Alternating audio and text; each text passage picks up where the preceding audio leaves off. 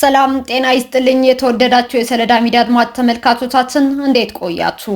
ለዕለቱ መራርጠን ወደ እናንተ ለማድረስ ያዘጋጀናቸው አዳዲስ ትኩስና ወቅታዊ መረጃዎችን ይዘን ቀርበናል። መረጃዎቻችን እየተከታተላችሁ እስከ ፕሮግራማችን ፍጻሜ ከኛ ጋር እንድትቆዩ ከወዲሁ በታላቅ አክብሮት ጋብዛለሁኝ። የህወሓት ቡድን በይፋ ጦርነት ለመጀመር የሚያስችለውን የሜካናይዝድ አዛዦች ስልጠና መስጠቱ ተገለጸ። የህወሓት ቡድን በትናንትናው ዕለት ጥር 27 2018 ዓ.ም በማይጨው ከተማ በሚገኘው የግብርና ኮሌጅ ውስጥ ለሜካናይዝድ የጦር አዛዦች ገለጻ ማድረጉ ተሰምቷል። በመድረኩ ላይ በተንቤን የሚገኘው አርሚ 50 እየተባለ የሚጠራው ኃይል አዛዥ የሆኑት ብርጋዴር ጀነራል ህንጻ ወልደ ጊዮርጊስን ጨምሮ የተለያዩ አዛዦች መገኘታቸውም ታውቋል። በመድረኩ ከተነሱት ሀሳቦች መካከልም በሰራዊቱ አሰላለፍ ደረጃ ላይ ጦርነቱ በግልጽ ተጀምሯል። ዶክተር አብይም ወስኗል። እኛም ከጸለምት ጦርነት በኋላ ክፍተታችን አስተካክለን ሁሉንም ዝግጅቶቻችንን ጨርሰናል። ጠላትም ዝግጅቶችን አጠናቋል። እኛም እንጀምራለን የሚል እንደነበርም ከስፍራው የወጣ መረጃ አመላክቷል። የህወሓትን አሰላለፍ በተመለከተም አርሚ 24 በቆቦ መስመር፣ አርሚ 31 አርሚ 24 የነበረበት ስፍራ እንድትሸፍን፣ አርሚ 43 በራያ ጨርጨር መስመር፣ አርሚ 44 እና 22 በደቡብ ምስራቅ ዞን ማለትም በእንደርታ አውራጃ በመረዋና ቶክለሽ የተባሉ አካባቢዎች ደግሞ የፋኖ ኃይል በመመደብ ጦርነቱን ለመሸፈን ማቀዳቸውም ተሰምቷል።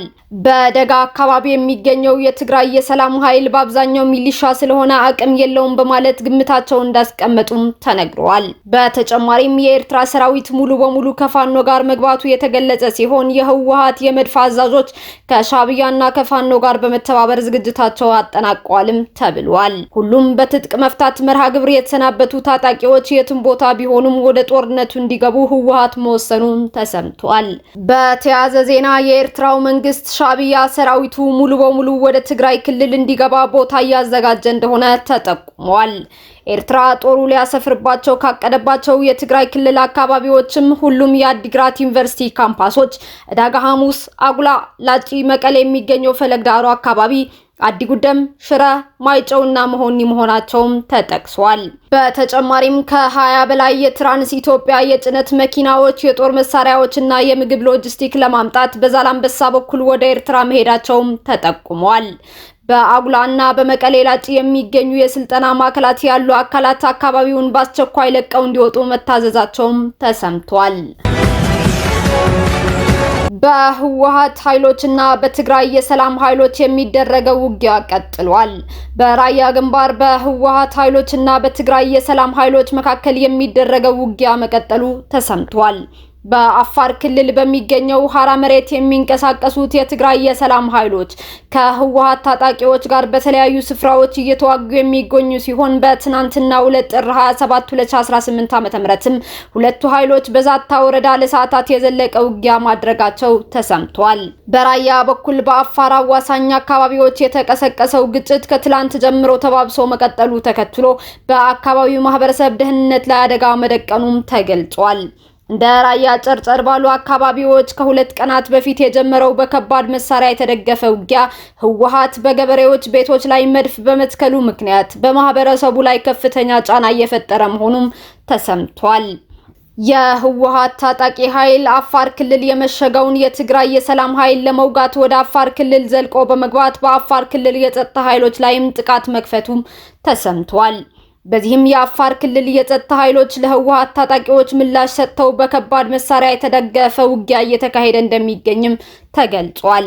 ህወሓት በአፋርና በአማራ ክልል አዋሳኝ አካባቢዎች በከፈተው ጥቃት ተከትሎ ከአንድ ሳምንት በላይ የዘለቀ ግጭት በተለያዩ አካባቢዎችም ተከስቷል። በፌዴራል መንግስትና በህወሓት መካከል በፕሪቶሪያ የተፈረመውን ግጭት የማቆም ስምምነት አተገባበር የሚከታተለው የባለሙያዎች ቡድን ከረፍት በኋላ ዳግም ለስራ መሰማራቱን የአፍሪካ ህብረት የፖለቲካ ጉዳዮች ሰላምና ጸጥታ ቢሮ አስታወቀ። የባለሙያዎች ቡድኑ የስምምነቱን አፈጻጸም የመከታተል ወሳኝ ተግባራቸውን እንደገናም ጀምረዋል። የአፍሪካ ህብረት የፕሪቶሪያውን የግጭት ማቆም ስምምነት አፈጻጸም የመከታተልና የማረጋገጥ ኃላፊነት የተሰጠው ተልዕኮ ይፋ ያደረገው ታህሳስ 2018 ዓ.ም ነበር። በዚህ ተልዕኮ ስር የተካተቱ ከኢትዮጵያ፣ ኬንያ፣ ናይጄሪያ እና ደቡብ አፍሪካ የተወጣጡ 21 ወታደራዊና የሲቪል ባለሙያዎች ኃላፊነታቸው ሲወጡ ቆይተዋል። ባለሙያዎቹ ቁጥጥር ከሚያደርጉባቸው ሂደቶች መካከል በውጊያ ሲሳተፉ የነበሩ ኃይሎች ትጥቅ መፍታት፣ እንዲበተኑ ማድረግና ከህብረተሰቡ ጋር መልሶ ማዋሃድን የሚመለከተው አንድ ነው።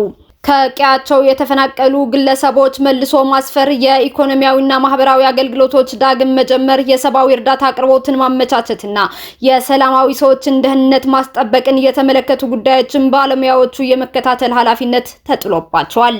እነዚህ ጉዳዮች ለመከታተል በትግራይ ክልል ተሰማርተው የቆየው የአፍሪካውያን የባለሙያዎች ቡድን የአስተዳደር እረፍት ወስዶ እንደነበር የአፍሪካ ህብረት የፖለቲካ ጉዳዮች ሰላምና ጸጥታ ቢሮ ትናንትና ጥር 27 2018 ዓ.ም ባሰራጨው መረጃ አመላክቷል። የባለሙያዎቹ ቡድን ከእረፍት በኋላ በትናንትናው ዕለት ወደ ስምሪት መመለሱም ቢሮው አስታውቋል። ከአያቴ የወረስኩትን ንብረት በፍርድ ቤት ለምን ተካፈሉኝ በማለት እናቱንና እህቱን ጨምሮ 5 ቤተሰቦችን የገደለው ግለሰብ በእስራት ተቀጣ። በሸገር ከተማ አስተዳደር ኩራ ጅዳ ክፍለ ከተማ ኦቢ ወረዳ ነዋሪ የሆነው ማኔ አሰፋ ኡርጌ ባለትዳርና የልጆች አባት ነው። በልጅነቱ የእናቱ አባት የሆኑት አያቱ አቶ አለሙ አረዶ ጋር ማደጉ ተገልጿል።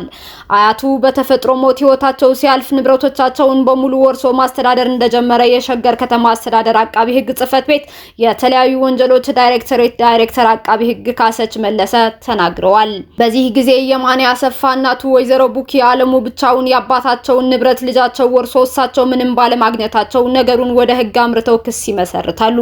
በዚህም የሚያስተዳድረውን ንብረት ለእናቱ እንዲያካፍሉ ውሳኔ እንደተሰጠም ገልጸዋል። በዚህ ውሳኔ ከፍተኛ ቂም በመያዝ አንድ ክላሽንኮቭ መሳሪያ በህገወጥ መንገድ ገዝቶ እንዳስቀመጠም ተገልጿል። ሚያዝያ 14 ቀን 2017 ዓ.ም የፋሲካ በዓል ማግስት 7 ቤተሰቦች በእናታቸው ቤት ለበዓል ተሰብስበው እያሉ ምሽት 1 ሰዓት ተኩል ላይ ያልታሰበ ነገር ተከሰተባቸው። ማኔ አሰፋ ይህንን አጋጣሚ እንዳመቺ ሁኔታ በመጠቀም የገዛውን የጦር መሳሪያ ይዞ ወደ ወላጅ እናቱ ቤት በመሄድ በጨዋታና በደስታ ላይ የነበሩትን 7 ቤተሰቦች ላይ የጥይት ተኩስ እንደከፈተባቸው አቃቢ ህግ ካሰች መለሰ ገልጸዋል። በዚህም አንደኛ የ60 ዓመት ወላጅ እናቱ ቡኪ አለሙ፣ ሁለተኛ የገዛ እህቱ የሺ አሰፋ፣ ሶስተኛ ወንድሙ እንደምሰው አሰፋ፣ አራተኛ ሚጡ አለማዮ የ8 ወር ልጅ፣ አምስተኛ ብርቂቱ ብሩክ የ1 ዓመት ከ6 ወር ህፃን በአጠቃላይ የ5 ሰዎች ህይወት በተኮሰው ጥይት ህይወታቸው አልፏል። በተጨማሪም ረሺ አሰፋና መገርሳ አለማዮ የተባሉ የቤተሰብ አባላት ከፍተኛ የአካል ጉዳት እንደደረሰባቸውን በማስረጃ ተረጋግጧል። የአካባቢው ነዋሪዎች በተደጋጋሚ የተተኮሰውን ጥይት ድምጽ ሰምተው በስፍራ ሲደርሱ የሁለቱ ህፃናትና የሌሎች 3 ሰዎች አስከሬን እንዲሁም የሁለት ሰዎችን ጉዳት ተመልክተው ወዲያው ለፖሊስ ሪፖርት አድርገዋል። በዚህም ፖሊስ በፍጥነት የተጎዱትን ወደ ሕክምና በመላክ የ5ቱን ሰዎች አስከሬን በማንሳት ለምርመራም ልከዋል። የድርጊቱ ፈጻሚ የ43 ዓመቱ ማኔ አሰፋ ድርጊቱን ከፈጸመ በኋላ ወደ አጎራባች ክልል ለማምለጥ ሲንቀሳቀስ ፖሊስ ባደረገው ጥብቅ ክትትል በቁጥጥር ስርም ውሏል።